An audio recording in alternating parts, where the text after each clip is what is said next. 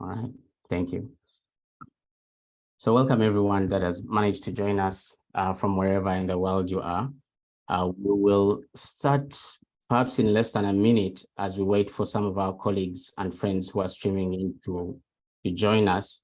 I have one housekeeping announcement to make, is that for this conversation, we have a French translation that's available.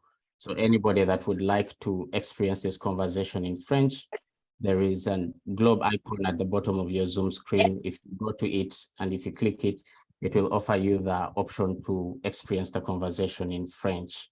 So that's an option that's available to you if you want. I'm also posting here in the chat for anyone that's just come in that might have missed the announcement that I just made, to know that we're having this conversation in two languages, English and French. If you'd like to switch to French, that option is available to you.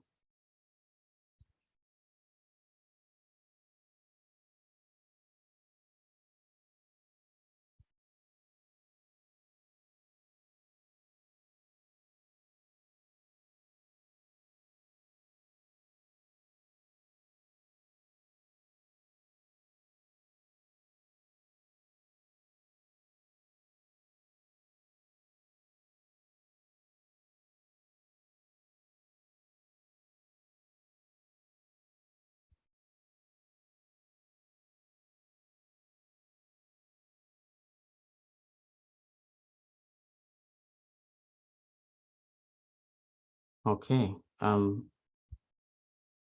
We still have a couple of people that are coming into the room. I'll just repeat my housekeeping announcement. Sorry for those that have already had it. We have, this conversation is happening in two languages, English and French.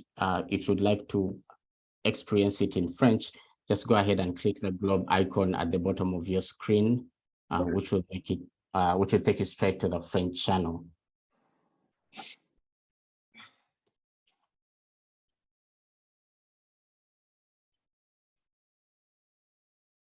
Okay. We're 4 minutes into our starting time. Does this feel like an okay time for us to go ahead and start? Okay.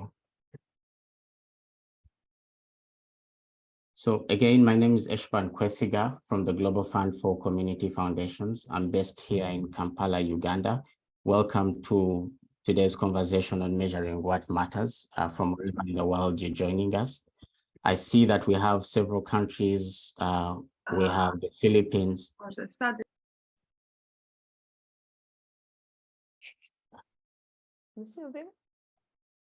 I see that we have several countries. We have the Philippines, we have Nigeria, we have South Africa, we have the UK. So this, in many ways, this is very much a global conversation. I want to start by saying that we're having this conversation today because many people that have worked in the international development system or that have interacted with the international development system will already agree that there's something about the way monitoring and evaluation is done that doesn't always capture the complexity of how civil society organizations operate, how communities define their own success, how attribution for success is arrived to, and how pronouncements on impact are made.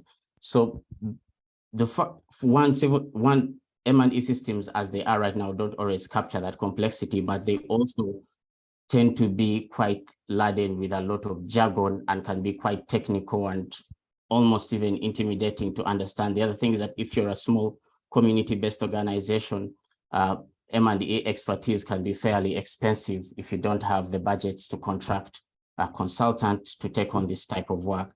But perhaps even most important is that for a long time, the way monitoring and evaluation has been done, it has tended to mostly prioritize or value how funders define success, or to mostly measure what matters to funders, usually at the expense of what matters to communities. So we're here today to start a conversation on how we could potentially start the movement on measuring in a horizontal manner that values horizontal accountability in the same way that traditional M&E systems have usually valued vertical accountability. When I first joined this work on measuring what matters, I thought to myself, finally, here is a group of people who are fairly frustrated with M&E in the ways that I have. But I quickly learned that well, a part of this work is a critique of the existing system. That's only a fraction of it.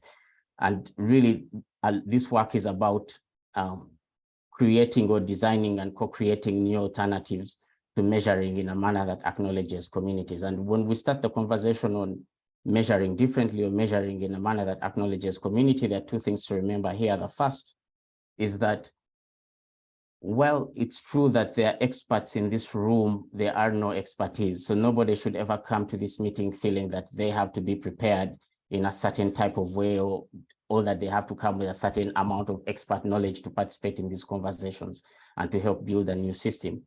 The other is to say that the work with building alternative systems is something that we are co-creating and figuring out together. So in many ways, we are, like I would say, like holding each other's hands in the dark as we figure it out collectively. So at this point, I'd also like to say that when I first joined this work, it was already a moving train. The Global Fund had done an incredible report on measuring what matters several years earlier. So I want to invite Jenny to come in a moment and just talk a bit about where we've come from and how some of the thinking that informed the starting of this work and where we are right now, to kind of paint a picture of that journey. Jenny. Thank you, Eshban, and good day, everyone. Great to see so many people join this. It always makes me think that changing systems are possible when this many people turn up for a conversation about this kind of measuring what matters work. As Eshban said, there was a report that was published a few years back called Measuring What Matters, which had come out of what had been really probably a 10-year journey of work that the Global Fund for Community Foundations had done. As you may not all know about our work, but the Global Fund's work has really focused on the development and emergence of community philanthropy as a way of building power and local ownership in development processes. And I think this issue around measurement really came to the fore when we sort of started to ask some of our partners around the world. So these are proximate funds, community foundations, grassroots grant makers, who are really using grant making as a development strategy, but also starting to talk about and value local resources as part of the mix of resources that will bring about change. And it was this sense that, while many of our partners were collecting kind of the data that the system required, the data that was really driving their work was what we called as the data they were keeping on their secret spreadsheets, which was other information that they were gathering that informed their work that none of their funders or co-investors were really interested about, but it was clearly what mattered most to them. And I can see that Dana Doan has joined on the call as well, and she was very involved in the Measuring What Matters. Thanks for saying hello, Dana. And obviously we'll hear from Barry in a minute. But that idea that the dominant system has tended to be preoccupied only by the impact of its own resources, the role its own resources play, and has missed out on all the other resources that are mobilized in the development process. And therefore, they don't get measured, and the use of funder money does. And I think we see that playing out in several areas. One was about the role of resources, the idea that external money would buy results and these would be measurable. And that really does overlook all the resources that are deployed that make development effort work. So whether that's actual local financial resources or local knowledge of the community or networks or relational capital, this is a kind of sweat equity that actually subsidizes a lot of externally funded work. It's the sort of relational, trust-based social capital kind of thing that matters. It's things like behavior changes, that how somebody felt a year ago is different now as a result of some kind of work that has been done, and that the system isn't very good at capturing that kind of relational, behavioral data about what changes, what drives people to be more involved, what brings them in, what leaves them out. That processes matter, and too often that our system is preoccupied by measuring things that can be bought rather than measuring long-term processes. And we know that the development program itself is problematic. If you're only looking at change within the context of a year or two, then you're not going to see that much. Whereas actually looking at many of the partners in our network whose purpose is to be there for the long term, to respond to the changing needs of their community. That more kind of process-based behavioral change over time was something that gets completely missed in the current system, and the role of time in all of this as well.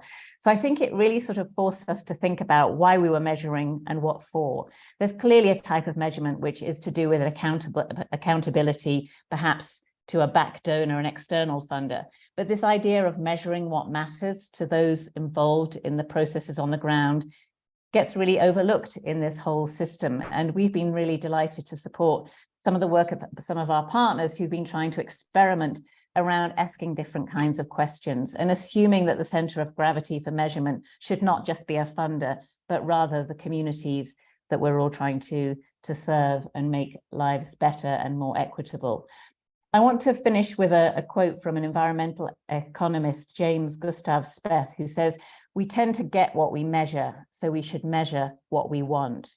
And I think this is a critical starting point for this conversation is, are we measuring what we want, or are we measuring what others want? And who is the we in all of this? So I look forward to this conversation, and I'll pass back to Eshban. Thank you, Jenny. So to kick us off, a couple of years ago, Barry, together with Donna, did this incredible study on this incredible report on measuring what matters. Barry, I want to invite you in to say a little bit about that report and some of the insights and findings that emerged out of it, so that we can use that as a segue to get into the conversation that we are here to have today.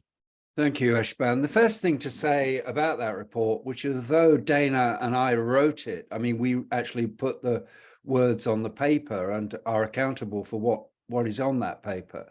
It wasn't, we weren't the prime movers in that report. If you look at the report itself, it lists 130 people who actually contributed ideas to the report. So it was crowdsourced in a very important way. And as part of the work, we went to a number of places. We began in South Africa. We went to Serbia. We went to Brazil. We went to Russia. We went to Canada. We went to the United States. We held monthly Zoom calls at two different time periods of the day. And the report grew out of activists from all over the world, North and South, who were putting their secret Excel sheets, as Jenny put it, into that report. So we can, although we can formally say it was written by two people, it was actually much wider than that. And this is the kind of philosophy that we want to continue, because you know, as Eshban said, there are no, I mean, the way the monitoring and evaluation field sets up very expensive experts as consultants to look at the field often denies the fact that there are skills, knowledge, experience, and expertise within those communities. And in one of the kind of key dilemmas is that the evaluation paradigm, often called MEL, M-E-L, privileges a certain kind of knowledge. And it's a kind of knowledge which is based on design systems, as if there is something there which you can actually measure. Whereas much of the work that the Global Fund's constituency does is actually working where there is nothing, where the key thing is to develop stuff, where the word that you're going to hear a lot of this morning, I think when we get to talking with Deepthi, is the word emergence. Things that change systems are things that emerge from the ground up. And it's that's really where measuring what matters differs from the standard monitoring and evaluation texts. So we're going to today, it's actually morning here, maybe afternoon where some of you are.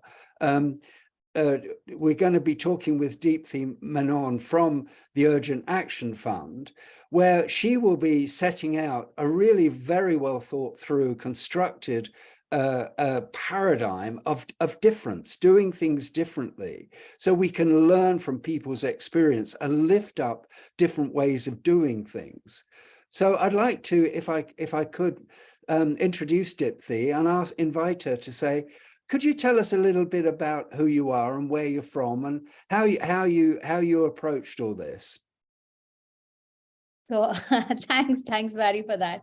I think as I hear this, what I always feel is I'm a storyteller who got roped into the role of being a monitoring and evaluation person. And all I had with me was audacity to say, it's not difficult to, figure out what's required.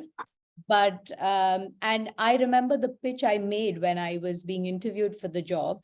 They said, you don't have traditional monitoring and evaluation experience.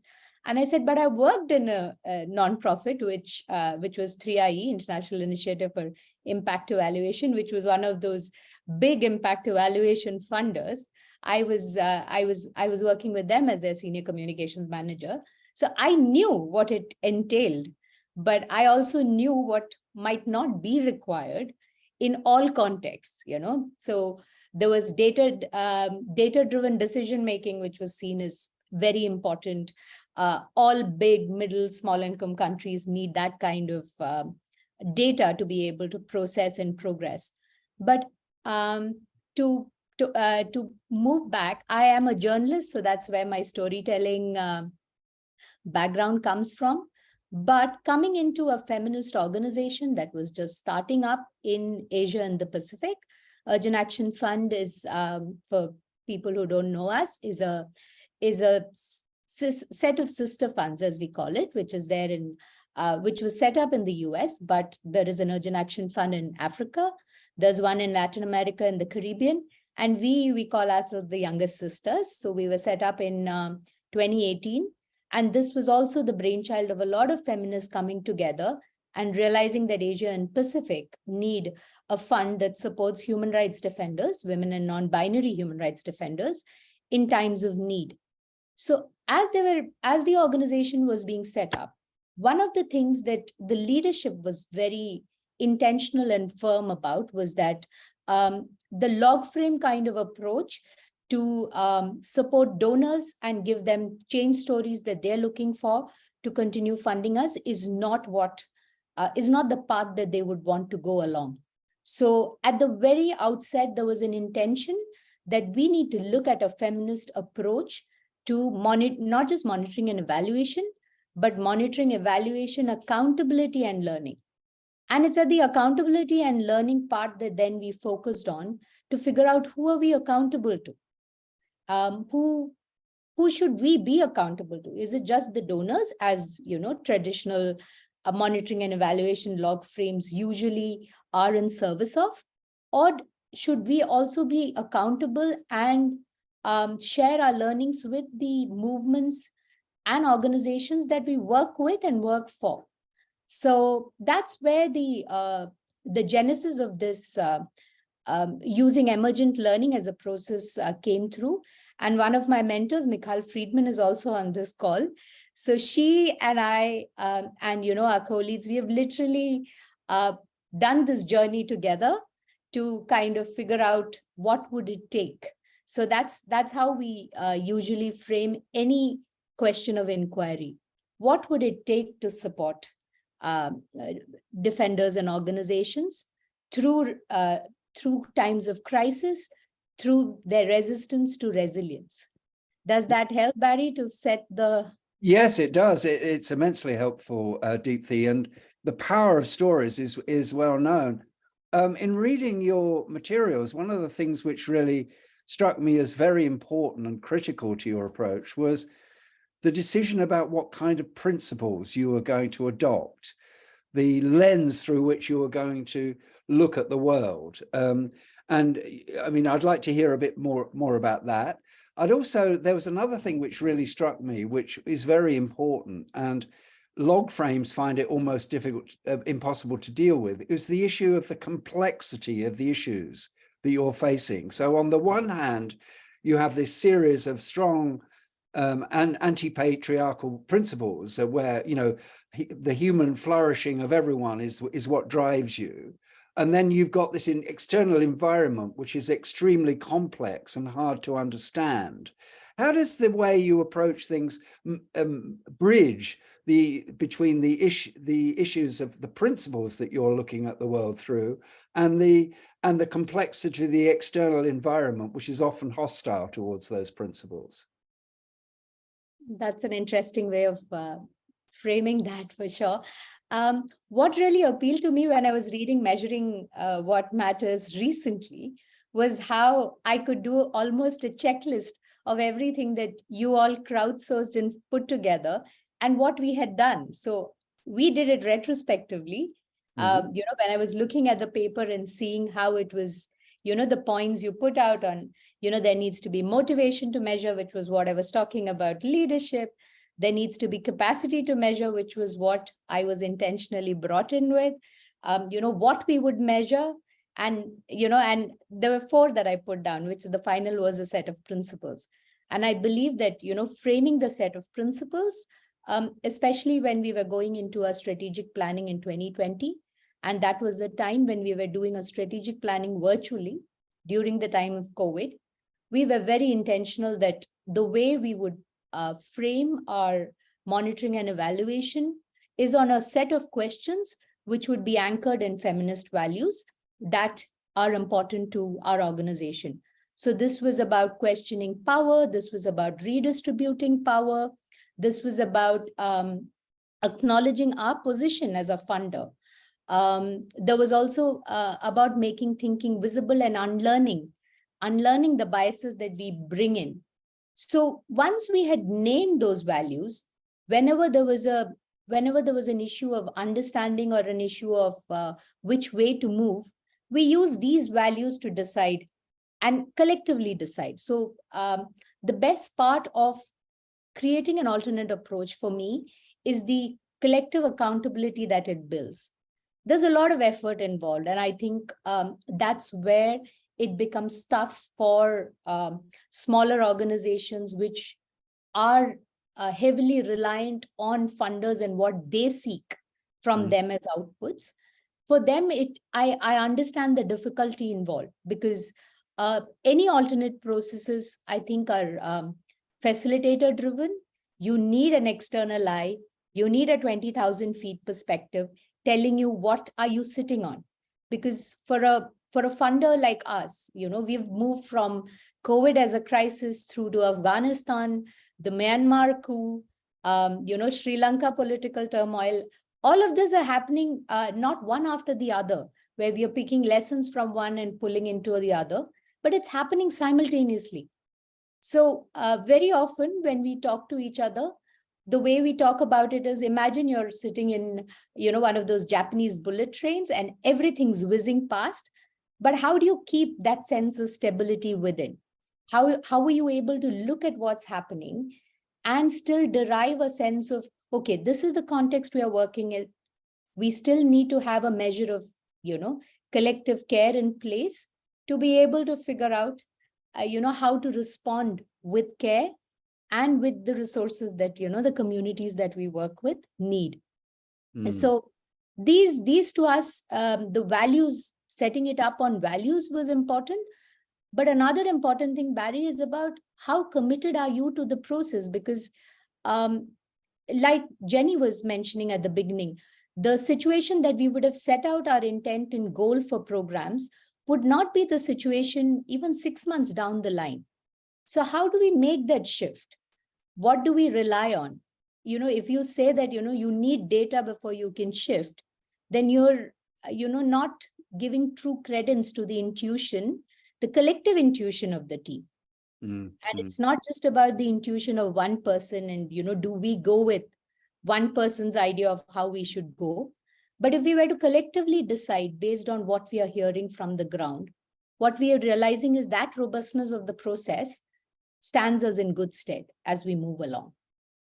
Thank you. That's a really very enlightening answer, Deepthi. I'm going to ask you another question in a minute, but I'm going to address, just to tell the people on this call, we're going to move relatively soon to a participative discussion. So I think it'd be really helpful if you sort of think about what Deepthi's saying and figure out how much of this is relevant to you? What kind of question would you like to ask her? Because she's clearly kind of been on this journey. So I think in a sense, we want to get into a position a bit later on during this workshop about, what is that collective intuition that we can build? I love that expression, collective intuition. I think it's a really powerful one.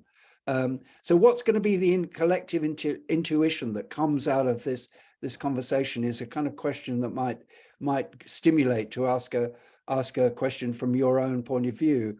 Deepthi, you mention in your materials the importance of huddles. So I love the word huddle. Tell us a bit about huddles. What do they do in your system? So we realize that naming things is very important because it builds familiarity. And when something's familiar, you're less worried about it. So what huddles to us are the opportunities or moments where we as a team come together, either virtually or in person. And huddling, as you said, is a very cozy term, and it also is reflective of the team culture that we are trying to build together. So during these huddles, what we do is, as I was telling you, we work to learning questions. So learning questions are usually framed as what would it take to, and each learning question has a set of hypotheses. So each team member, who we call as facilitators, each team member has a hypothesis that they work through their program towards. So what would it take to build resilience? The grants facilitator would say, if we are able to access more marginalized communities and offer grants, then we would build resilience. A communications person might have, if we are able to offer platforms for communities to be seen and heard at, then they would. So there are a series of hypotheses. And in these huddles, which are usually facilitated, so we have external facilitators who come, and usually I and a couple of my colleagues work together with them to create something surprising. So we use different methodologies and different modalities to get the team to think through what they have done over the period of time that we are huddling for. So every 3 months, we have a smaller huddle within our team to look at, are we moving along as we wanted to move along? Are we seeing surprises? Are there challenges that we are encountering? What do we need to do? What is our collective story at this moment of time? So the huddles, the ones that I try and hold sacrosanct is the one around the 6 month period of the year, which we call as the breakdown to breakthrough huddle, which I must admit I shamelessly adapted from one of Emergent Learning's founders, Heidi. She was talking about an instance of, how she could move a team from breakdown to breakthrough. So we use that as the name for the huddle. So the 6 month is our breakdown to breakthrough huddle. And around November, before we have to, start submitting our work plans for the next year, we do a where we are at huddle. So that where we are at huddle is about bringing the team collectively together to reflect on how the year went by. What have we done? What are the big peaks we scaled together? And what are the troughs that we managed to move along together? And one of the things, Barry, we realized is what usually happens with log frame thinking is it builds silos. So the grant making team will have a story. The resource mobilization team's story might not match with what the grant making team has to say. So what we did with our learning questions is we collapsed it. We ensured that everybody's hypothesis answers to the different organizational questions that we set out, so that no one person was responsible for moving towards a goal, but it was something that we did as a collective responsibility. So that also meant that if, in a quarter or in a year, if our resource mobilization goals were under par, we would match it with other stories which actually show us why the resource mobilization goals couldn't be achieved. So there was never a story of failure. It was always about, what are we learning in this moment? And that's where I feel, the strength and power we give to emergence. Yeah. And I mean, the other thing that you talk about a lot in your materials is the idea of culture, and how people do things. And I mean, it's clear that you put a great deal of emphasis on collectivity, building common answers to problems within a culture of difference, because people within organizations will have different perspectives. How do your funders respond to this kind of approach? Do they like it, or do they find it unusual? Well, it started as unusual, and it started as, because we always talk about the experiments we are doing. We are yet to find a funder who said, no, you need to work to our log frames. Not yet.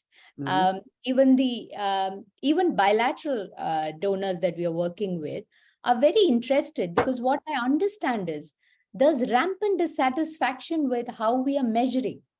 And it's about the inertia to change. You need to build that torque, you need to build that momentum to be able to shift and move into another process. You need to, I think there's a lot of interest, which is what I see even as, we published our approach. And Barry, to be honest, we didn't arrive at it knowing that this is how it would pan out. We started with having silos. We reflected on, why are there silos? Why do people feel like, they're being attacked when questions are being asked as to why is this not happening? So everything that we've evolved, or, the point that we are at right now is a point we have fought very hard to arrive at. So we identified problems as they were happening. We named it. We created spaces where we could have discussions around it. And what emerged was strong discussions around power. Whose stories are we prioritizing? How do we practice flexibility? How do we say stories so that, our setbacks or our failures are always learnings? So what we realized is, everybody is interested in the stories. It's just that we, as donors and as grantees, we don't have a platform to discuss what are the stories that matter to you. What is it that we are doing that would resonate with you? There are fewer platforms, Barry, where we can do that kind of discussion. So with one bilateral funder, when we realized that, their log frame approach and what we would love to see realized was in matching, we had these conversations where we brought in our stories and we looked at what they need, because ultimately, even at the funder level, they're not sitting, they're not trying to impose their log frames without a reason on us. So we tried to go to the underlying factors of what is it that would convince the committees that they need to respond to, that this investment is powerful, is successful, is truly truly has the potential to generate impact. I think I need to be very careful about not falling into the donor language of impactful.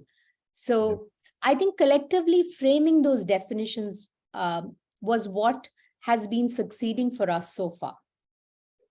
Yeah, and I think that, reflecting on your approach is one I love, because the framing question that you come at this work with, what would it take to, whatever you put in that next bit, what would it take to shift the power towards, we can all finish that sentence in ways that we think are important, is eminently practical. Whereas it's interesting how the evaluation industry is obsessed with the idea of what is true and what is not true. And what you're saying, please correct me if I've got this wrong, is what really matters is what works to get the kinds of societies we want. Is that a clear, so that you're actually really saying what matters is how people feel about the changes that are taking place, rather than whether they increase a metric like GDP or something like that? Is that a kind of fair representation of what you're saying? I'm mindful that I'm talking from, the perspective of a small fund. Yeah. That's, roughly a budget of 5 million as, compared to where we are talking about GDPs. Yeah. But I do feel that, we are talking about communities. We are talking about the smaller changes, which then, can be scaled up if there is collective consensus and collaboration. Yeah. What you were talking about in terms of, everything, when you take it to design level thinking and when you make it into a template, you lose out on the nuance that actually give, color to the story. And by color, I mean, the blood that runs through the veins. We kind of, dissect it so much that, in isolation, that story does not make sense anymore. And that's the disconnect I often feel when I see case studies in annual reports or other reports, which the donor has put out as a success of impact. And it's often something that, you can dissect and say, how is this impact? How are we looking at it as change? Because they have already shown it off why the community feels it's a big change. We have lost out on that context and we've lost out on that cultural nuance. At times. So we should, I mean, from that, we should avoid the idea of having some kind of universal template that can fit everything. But what it does seem to me that you've got here, Deepthi, if I'm not wrong, is if we could scale up the understanding of what you and others like you are doing, we could actually change the way the monitoring and evaluation industry is actually working. Do you think that's a possibility? Well, I think it's definitely possible because you and Dana wrote Measuring What Matters with a series of 136 people. Unbeknownst to to you and us, we were doing something similar because the need felt was the same. And then when we compare our papers and when we compare our approaches, we see how similar they are, which basically means that the collective wisdom is showing us that this is the way to work. Okay. What we need is maybe a lot of us sitting together and trying to say that we will do the heavy lifting that's required to change the way things are done and, make it intuitive rather than counterintuitive as things have become now. That's a very powerful thing to say, because that way we can actually none of us is as smart as all of us. We can actually use our collective intuition to begin to build a new, different kind of way of seeing, not a model, because a model is something that is fixed and actually would actually violate your comments around not having a template.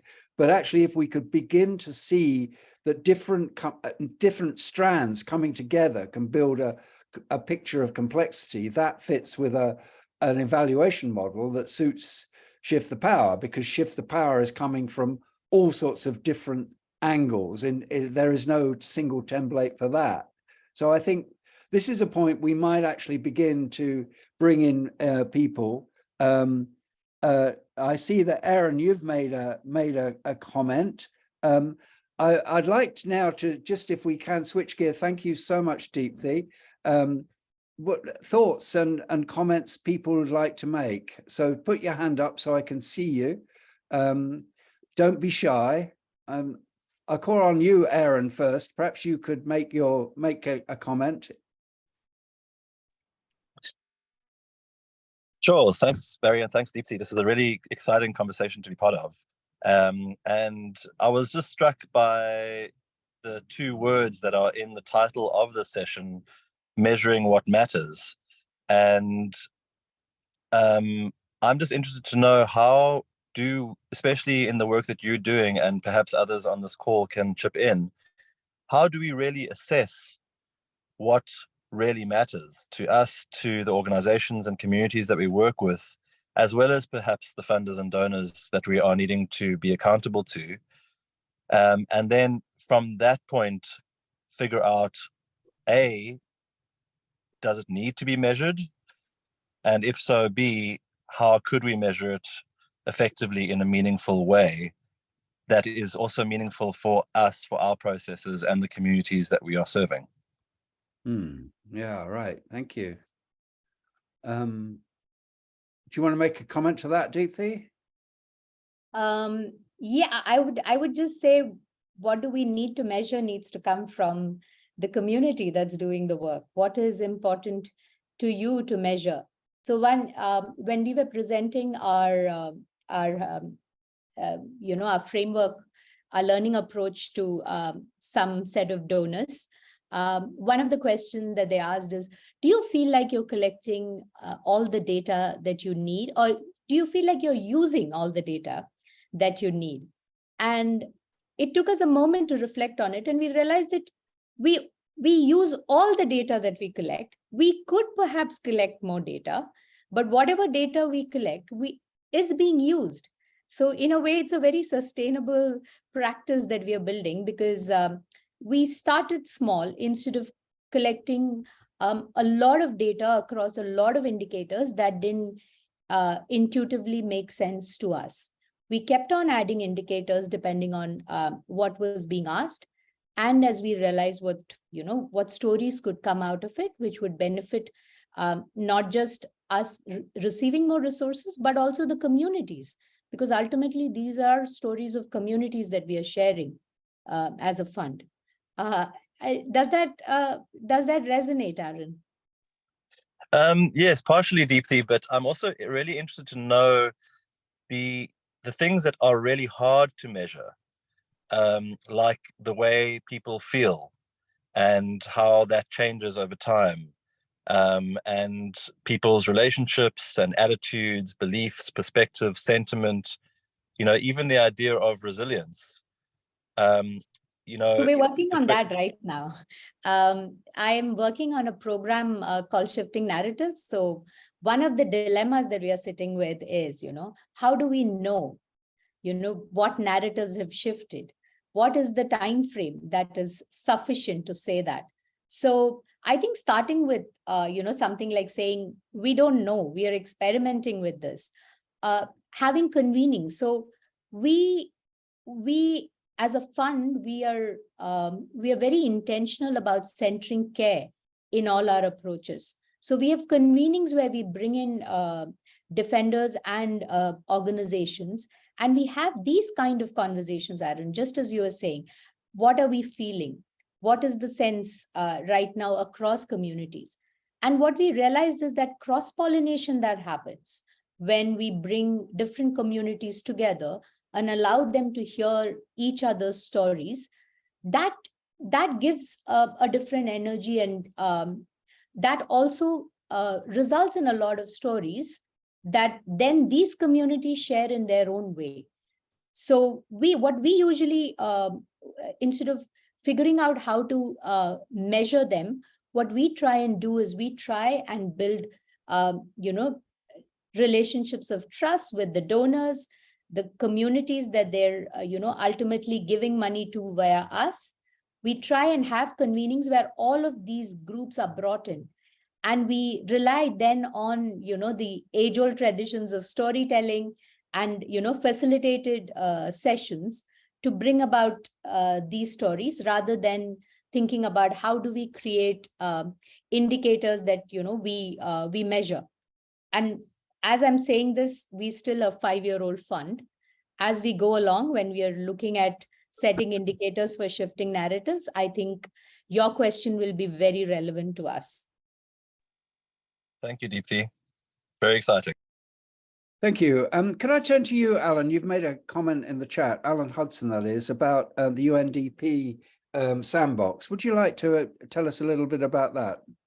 Yeah, I'm happy to share. The reason why I shared it is I'm involved in kind of a lot of different conversations about monitoring, evaluation, and learning, how traditional approaches aren't very good at capturing complexity. They're not based on realistic thinking about how change happens and the emergence in complex systems and so on.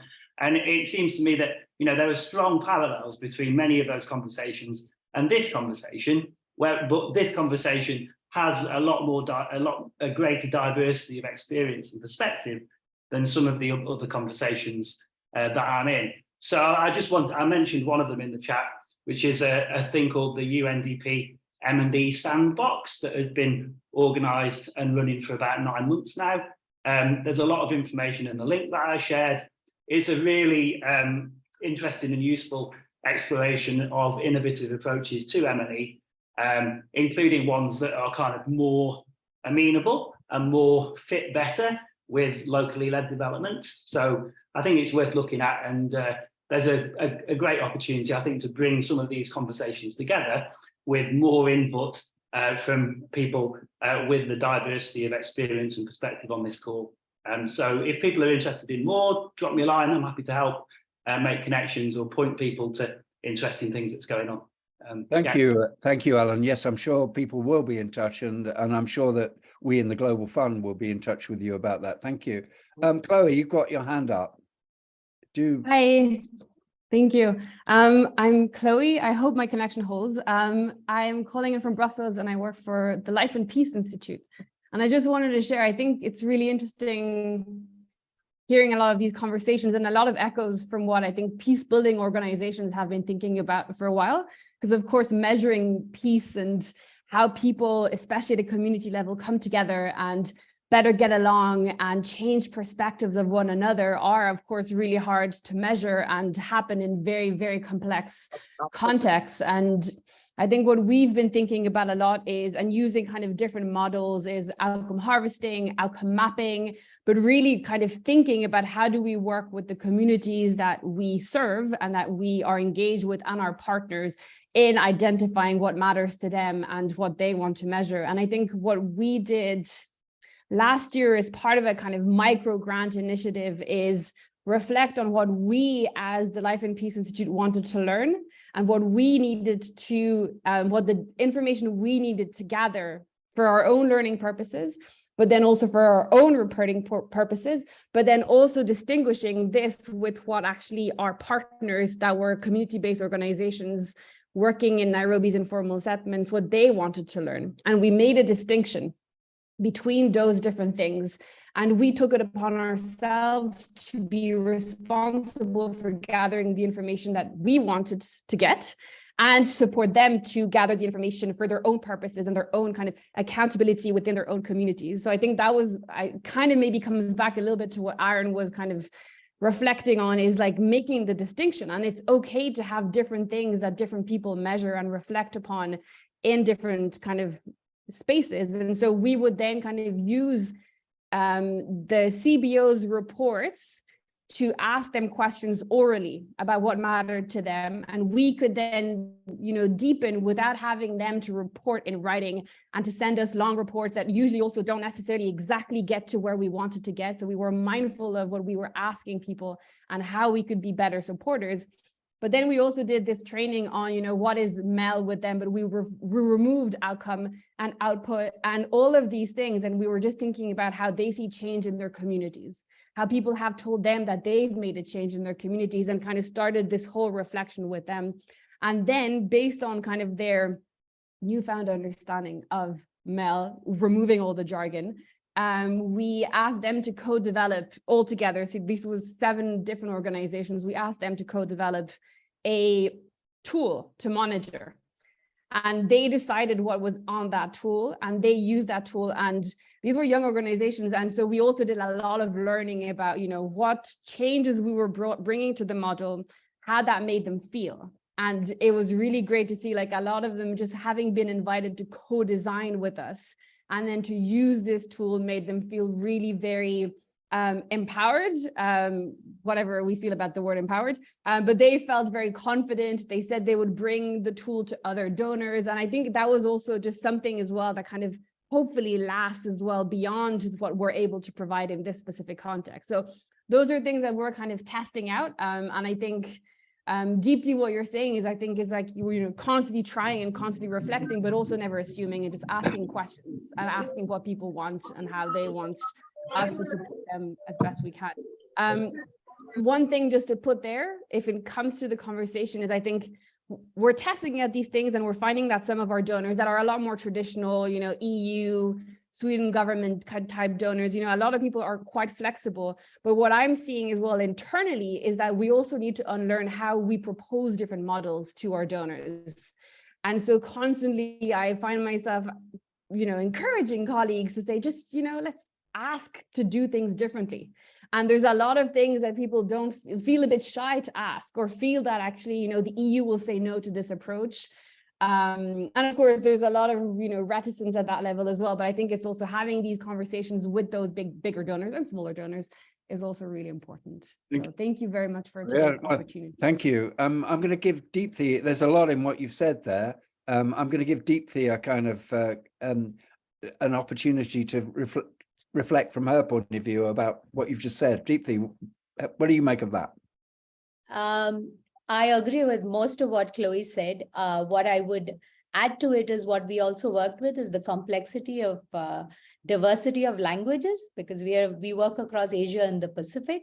So we realized what a certain word means to me in English is very different from what it means. So we also realized that grantee reports, although we do not have onerous reporting back, we do not put that pressure on grantees, because we realize we're giving them funds during crisis. And, you know, expecting them to also report back to us is not, is not something sustainable.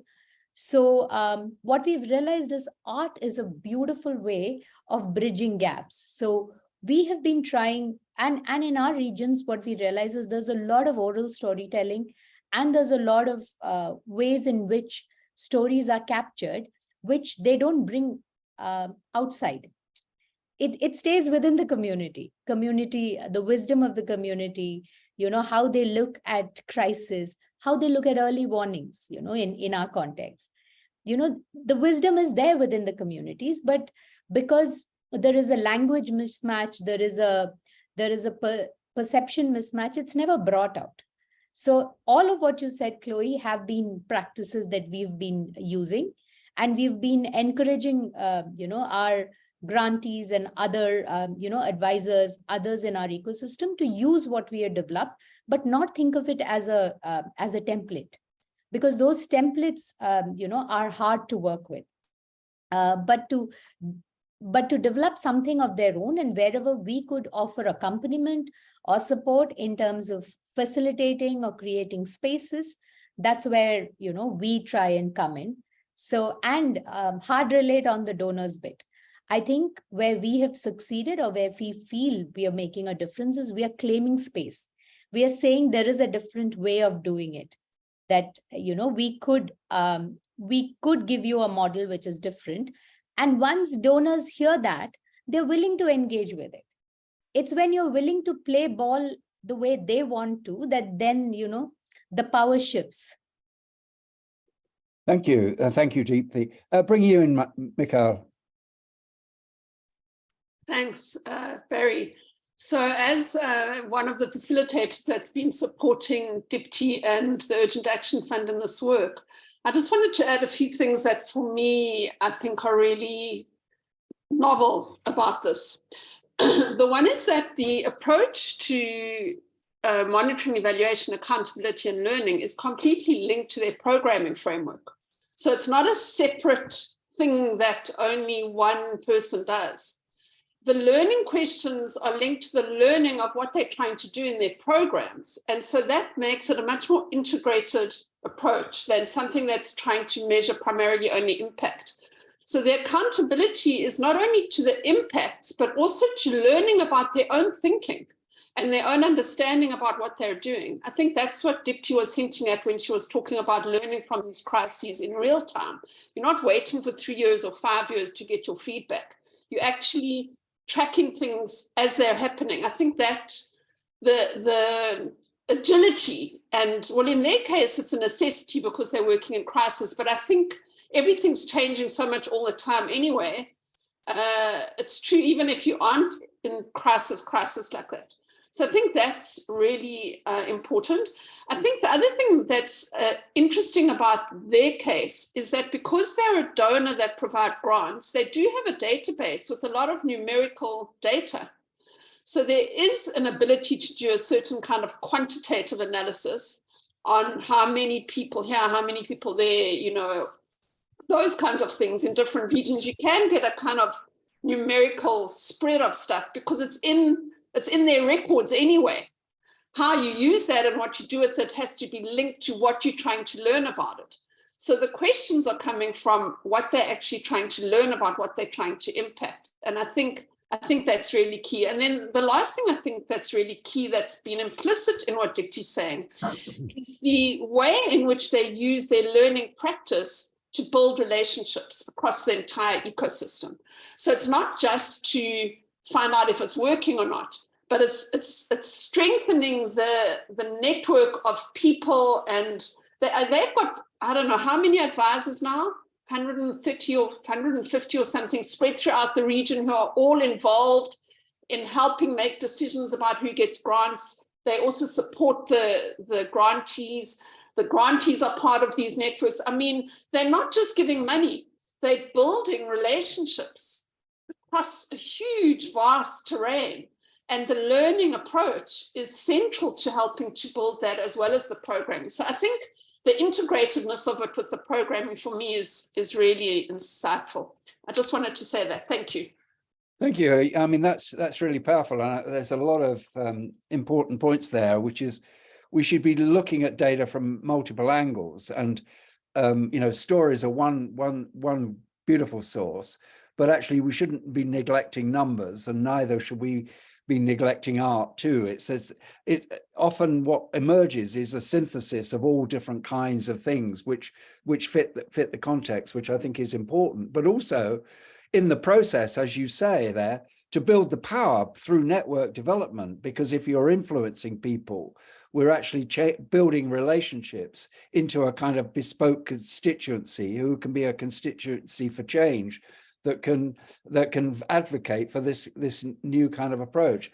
There was a question in Erin Eve. Would you like to pose your question? You made a comment in the chat. I'd love to hear a bit more about what you wanted to say about that. Your comment about art. I hope I've said your name right. You're on mute, by the way, if you want to. Oh, hello, everyone. Yes, sure, you did mention the name properly.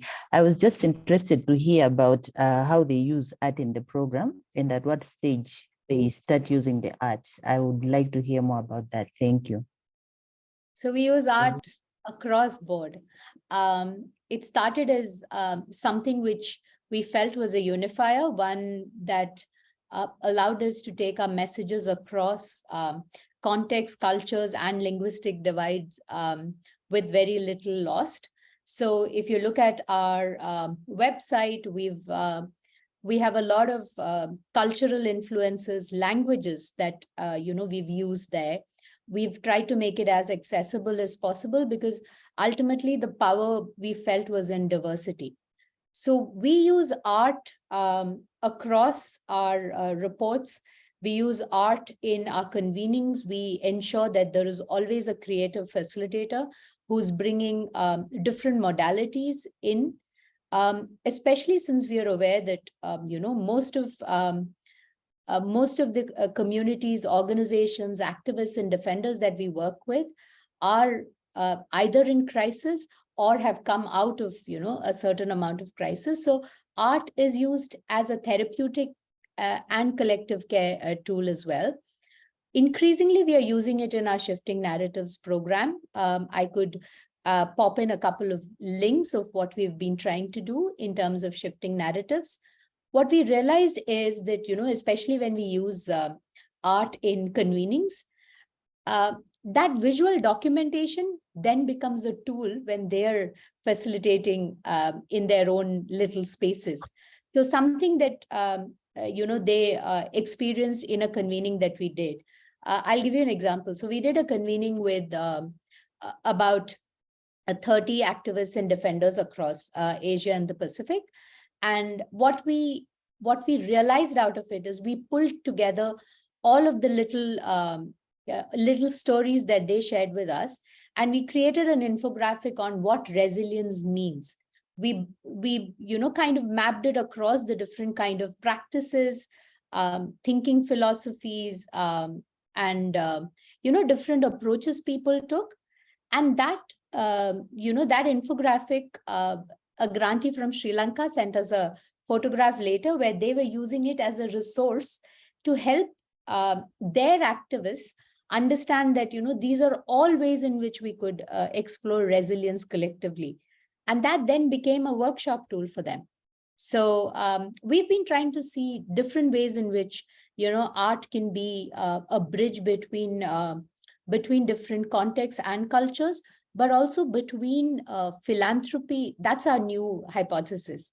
How do we use art and the language of art from communities to be a bridge to influence philanthropy? Thank you. I mean, what I'm learning from this discussion is that we can actually, if we are really creative in the way that you're setting out here, Deepthi, actually integrate scientific approaches, because you're collecting data from your grantees and grantee partners, and you're also using stories, but also visual material. We can begin to get some kind of new synthesis, which is not either or. Either things are scientific or they're truthful. Or they're artistic. We're beginning to get a rounded view of truth, which is actually multidimensional, which I think is a really critical point if we really want to measure what matters, because we need to articulate the different dimensions rather than going towards a singular goal. I mean, the inventor of GDP, the economist Kuznets, said, whatever you do, you must not use this measure to measure human happiness, because it's not. It's a technocratic economic measure. And yet we've tended, through the 75 plus years of international development, to equate economic development with actually well-being.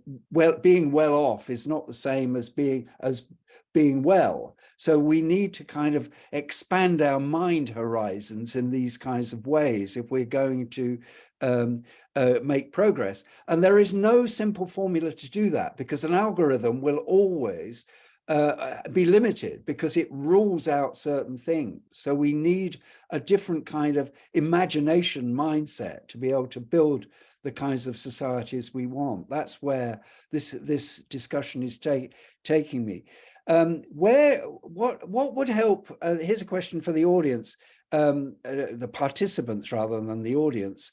People who have not spoken, I'd be really keen to hear what would help you to move along this journey with us. I mean, we're open, we're inclusive, we're trying to bring diverse groups of people into this conversation.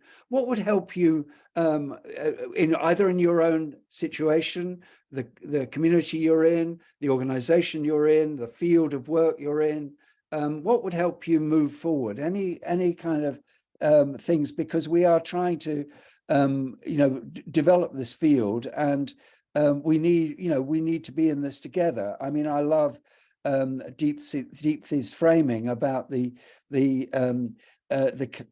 kind of collective intuition. Where should this take us? Anybody got any thoughts? I'm looking at you, Esther, because you're in the heart of this particular issue. Is there anything that would help you move the kind of discussions on here? You mean me? Yeah, I mean you. Looking whether there's another Esther.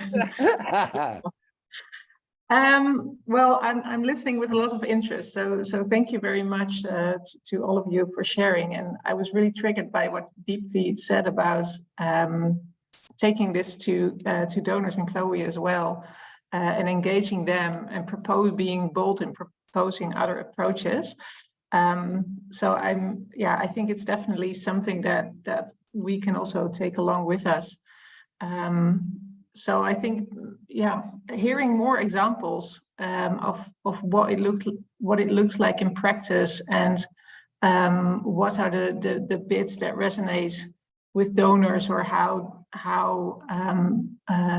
or what are the particularly unhelpful demands of donors, and how organizations manage to convince donors to set them aside or take a different approach. I'm really interested to hear more about this. And I think, the Urgent Action Fund experience is very enlightening to hear about. And I think it has a lot of food for thought. So conversations like these are very helpful.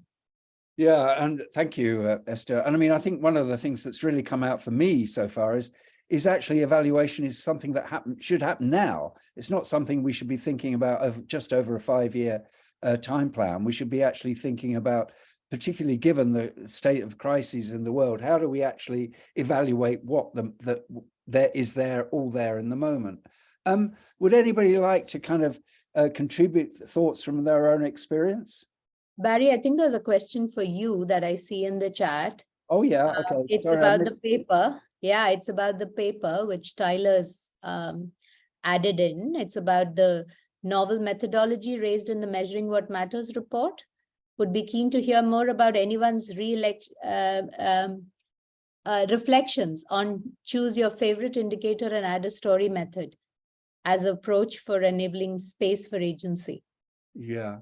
Well, that's actually the history of that came from very early days of the Global Fund's history, the Global Fund for Community Foundations, where we actually developed almost, I think, the first. Jenny could tell us a bit more. I'll turn to her in a second. A series of measurements that we wanted to kind of introduce into the field. Based on the strategic plan of the Global Fund. And these were they were standardized, but they were not compulsory. So we said, these are the kinds of things that we're interested in. There were 20 of them, like building the infrastructure of the community, supporting community organizations, increasing the amount of giving in communities. There were a range of them. You can see them on the website. And when we were asking about people and how they had used their money, we said, take one of these indicators and tell us a bit of a story, because we didn't want to kind of impose a template on everyone, but we did want to get information back from the grants about what were the things that were really valuable. Would you like to add to that, Jenny? My memory is a little bit faulty of this now. It's a while back we did that. So anyone on this meeting who's received a grant from the Global Fund for Community Foundations will recognize this. As part of the application, we have a very light touch, tick the boxes of which these things matter across 20 indicators. And they basically divide into bonding, bridging, and linking social capital. So building trust in the community, strengthening local institutions, right through to kind of influencing policymakers or influencing the international development discourse, for example. And we always ask partners reporting on the grant to say, which of these indicators would you like to report against? And I think our thinking was, and I think this issue of unlearning that Deepti has mentioned, often when we're engaging with partners, particularly new partners, they're keen to promise outcomes that are very quantifiable. We'll buy this many things, we'll do this many activities, whatever. And actually, we're much less interested in that. We're interested in the glue of what makes communities work, what the organization is trying to do. So you could have a partner that's working at a hyper-local level, but their vision is really about reforming the system. They want to demonstrate that emergent system, for example. And so it's a way that kind of helps liberate our partners to think about, is building trust in the community a legitimate thing in itself? Because often it is the thing that people are observing, but it doesn't feel like the thing that they can naturally report upon because they've delivered a project, in the dominant system way of thinking. And so their instinct is to tell the story of that project, but actually the project is just a means to an end. So it's a way about trying to kind of condition a new kind of conversation, which I think helps legitimize, it helps partners to tell their own story, to say it's legitimate to build trust, it's legitimate to do this work with a view to kind of thinking about how it might be used to influence the dominant system, that these are actually some of the systemic and structural issues that we're all looking at. And I think it frees up partners to think beyond the project. And in that way, it helps us to understand where they see themselves in this ecosystem, but also to start, I mean, the number of times that people talk about building trust in the community as the thing they want to tell the story against. Now, often there's no box for that. That isn't a category that they're asked about.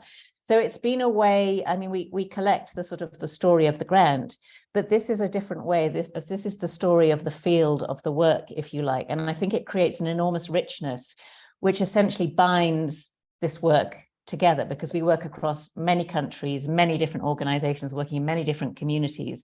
And this seems to provide a framework which allows us to kind of create a glue or a collective fabric in which everyone can locate themselves and each other. And it also enables you to connect organizations with each other, because their behaviors may be very similar, the strategies they're using, even if how they show up as an organization might look quite different.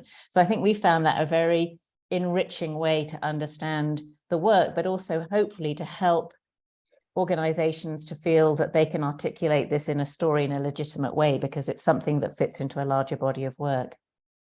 Yeah, that's important. I mean, I think one of the things that's very clear from this discussion is that changing the paradigm for measurement doesn't mean that we actually throw rigor out the window. We just need a wider sense of what rigor really means, because there is no single method, no single kind of approach which will give us the complexity that gives us rounded pictures.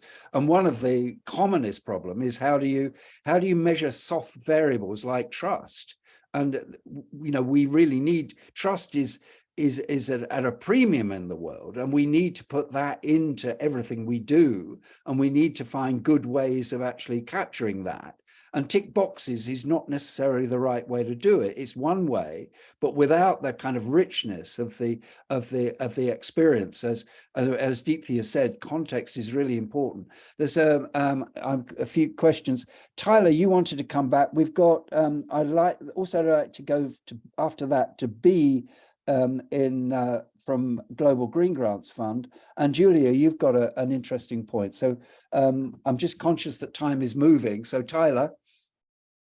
Thanks for that. Thanks also for a very rich conversation. I have a question maybe to Deepthi about power. I know we've been talking about there's a power analysis in all this conversation, of course, but maybe not explicitly said. A lot of movements in especially the South are really fighting against some very powerful systems and structures, and explicit and implicit. How do we tell stories of success? How do we tell success stories that the momentum is there when, as you said, we're in a crisis situation on a daily basis? This is maybe not for the donors, but maybe for the movement themselves to lift up. How are we moving forward? Is the power actually changing or not? Thank you. That's a very central question. I won't go to Deepthi for a moment. I think I'll give her a moment to breathe before she answers that particular one. Can we B from Global Green Grants Fund? You've put a very interesting comment in the chat. Do you want to just briefly mention it? Yeah, sure. Hi, everybody. Thanks for this really, really great conversation. Yeah, one of the things that Green Grants, where I work, has been grappling with for a long time is building a culture of learning across the organization that's deeply embedded in movement, so that it's sort of responsive, and that as a funder, we're also better positioned to be better support to movements. But one of the things that we encounter quite frequently is just the challenge of co-creating kinds of stories and measures that are relevant to movements and to grantees in specific, without creating an additional capacity burden. Because, relationship building obviously takes time, trust takes time. All of those things are critical in building and identifying measures that are self-determined. And yet the time to sit and actually have those conversations and to figure that out collaboratively is not often available for folks, especially if they're working on the front lines and, under a lot of other kinds of additional pressures. So just wondering, what are some of the ways that folks have been able to manage that in this process? Thank you. Julia, the comment would you like to voice the comment you made in the chat? Sure thing. And I'll just echo everyone's thanks for this really spectacular conversation. It's so nice to get to know other folks that are thinking through this and working on this.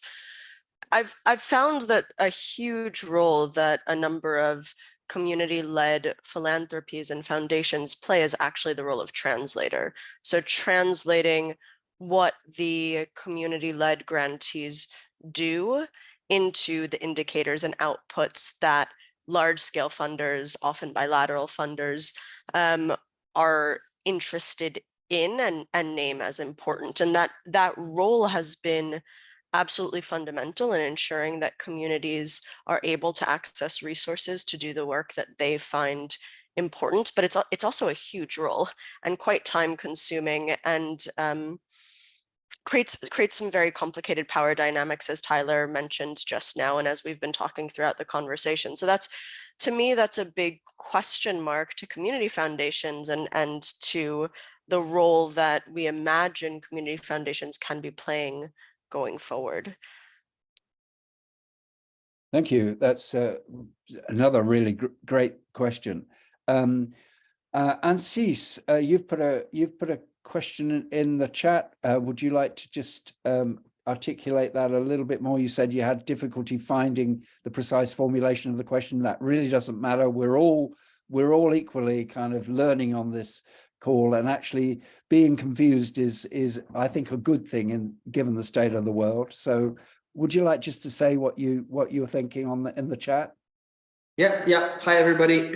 Yeah, I mean, I'm just in this kind of various positions. Like I'm been in the community foundations and still very much connected with them. At the same time, I'm now working for the international grant maker organization. So I'm one of those who is asking from our grantees those indicators, which I hate so much. Oh, really? At the same time, when I think of those, any alternative methods of how to gather information, I just couldn't imagine how do we combine that information into a kind of shared message that we need to deliver back to either the donor or to the public, to society. So that's, I was just wondering if how can we get some kind of the objective summary of what has happened if the information that we are gathering from our grantees is so diverse. And my second concern, which I have experienced recently, is that actually many organizations are experiencing difficulties to report with kind of impact stories, with what's the actual change. I mean, many organizations have actually come that it's much easier to report on indicators, outputs, numbers. And it's much harder to describe what was the actual change, because then it's so hard to prove it.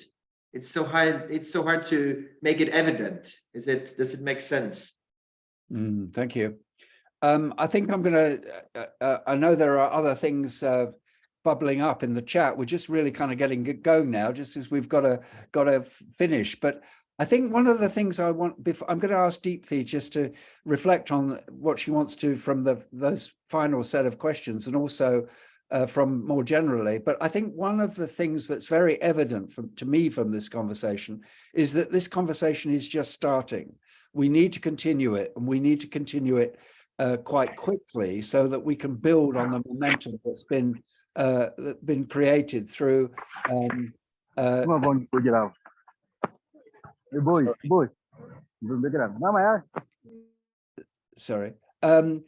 build on the momentum to actually begin to draw some of these strands together, because I think it's very clear that there is a moment here that we really need to work on. It does connect with the changes in the international development field that we really need to see. Because unless, as Jenny said, unless we kind of get the measurement stuff right, we'll all get everything else wrong. So, you know, this is really critical. But Deepthi, what's your kind of, there were quite a few curveball questions thrown towards the end, difficult ones, but you're up to it, I know. So what are your kind of final reflections here? Well, what I realized is all of it has a pattern. It's all something that we are all talking about, you know, every question's building on the other. There is a reflection on power. There's a reflection on unlearning we have to do. And I think the deeper reflection is on the hard work that some of us will have to put in to try and change systems as it exists right now. I think that's where we are all, kind of struggling with. So to quickly talk about, Tyler, what I think we are still trying to do is to encourage people we work with and ourselves to take space, not feel beholden to those who are funding us, but use our lived experiences and our understanding of what's actually happening on the ground to claim that space for ourselves. And I think once we know that it's our authentic voices that is out there, that also gives us a lot of power. So we've been really trying to understand that and unpack it as to where is it that, we feel power over, and, to try and see how to make that power with. And what we are realizing is, I think somebody else put it as, how our role, like funds like ours, women's funds, are in fact translators for the communities that we work with. So we are increasingly telling donors that you need to give funds to us because, we take about just 10% of what you're giving as operating costs. The rest goes to the communities. The change is happening there. So we are rethinking, how that happens as well. So in a way, we are trying to ensure that the translations that we bring to the donor are as true to the ground as possible.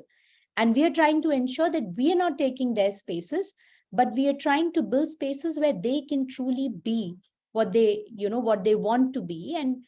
And what we realize is there's a lot of opinions on the ground. It's just that they don't have platforms where they can truly represent, what's happening on the ground. We saw that in the Afghanistan situation. We see that with Myanmar. And what I think has been an equalizer is with the pandemic, when it became easy to jump onto a Zoom call, come into spaces like this and be truly themselves, where there is translations available, where there is a modicum of care of what is the language that you're working with available. I think that's where shifting power is going to happen. And B, to your question, we are really working with what you're saying. We are reframing how we are learning and how we are learning collectively. So what we have committed to do is, apart from huddles where we are learning what we need to, we are also ensuring that we do an accountability loop by bringing in these grantees into convenings that we organize, ensuring that the rules of this organizing is that it's with care at the center of it. It's not an extractive process, but it's a process which honors what they can bring in and what they would like to share with us, as learnings. And we ensure that all of our learnings are documented and we make it a public good so that if possible, our grantees and those organizations can also use it as a resource to further support themselves with their thinking. Yes, I think I've picked up a couple of questions. I'm sorry if I missed out on others. Thank you so much, Deepthi. I'm really, this has been a fabulously rich conversation. We will be, we've recorded it, so it's going to be available. We will follow this up. I'm going to turn to Ashban to tell us how we're going to take this forward. Could folk mute themselves while, just in case there's other interference on the line? Ashban. Thank you, Barry. Thank you, Deepthi, and everybody that has contributed to this conversation. It's clear that there's a lot of interesting thoughts and interesting people that are doing different things in different parts of the world.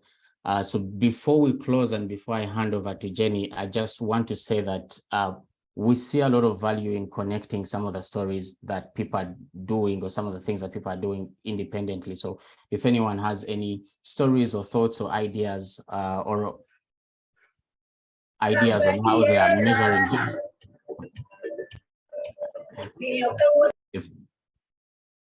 sorry. really quickly, if anyone has any stories or ideas on how they're measuring differently, please feel free to go ahead and share that with us.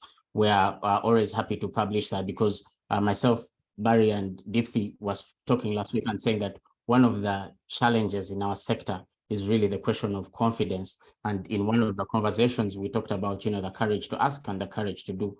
And sometimes that comes from being aware that there are other people in other parts of the world that are attempting to walk this path that we are on reimagining development. So I will post my email here in the chat as a way for anybody to contact me if they have stories to share. Jenny. Thank you, Eshban. Well, thank you everyone for joining today's call. We're holding another version of the same later for the other side of the world, and Deepthi is nobly staying up late to join us. Yeah, this is an ongoing conversation, an area of interest for us at the Global Fund. And you may know that in December, the Shift the Power Summit is happening in Bogota. And so a lot of our thinking at the moment is how we can start warming up some of these conversations and deepening the weave across, so that what feels like quite a lot of interesting and innovative work that's happening at the edges can start to come together as a more of a driving force for the kind of lasting change. So we don't have to keep having calls kind of being frustrated about why monitoring and evaluation doesn't seem to fit with what we're trying to do, and how we can make it be in service of what it is we're all trying to do. So thank you so much for everyone for your time and for joining us today. And we'll look forward to continuing the conversation in the coming weeks and months and years, no doubt. Thank you, Eshban.